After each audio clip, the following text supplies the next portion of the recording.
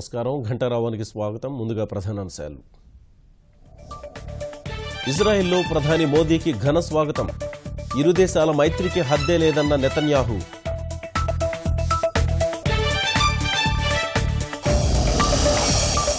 తెలుగు రాష్ట్రాల్లో రాష్ట్రపతి అభ్యర్థి రామనాథ్ ప్రచారం.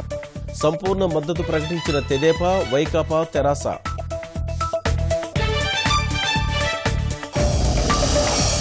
నవభారత నిర్మాణమే ధ్యేయమన్న కోవింద్. రాష్ట్రాభివృద్ధికి సహకరించాలన్న చంద్రబాబు.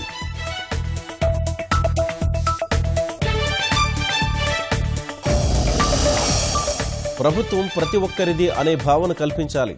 తెలుగుదేశం నేతలకు చంద్రబాబు దిశానిర్దేశం.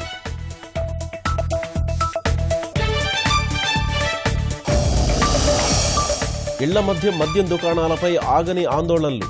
ర్యాలీలతో కథం తొక్కిన మహిళలు.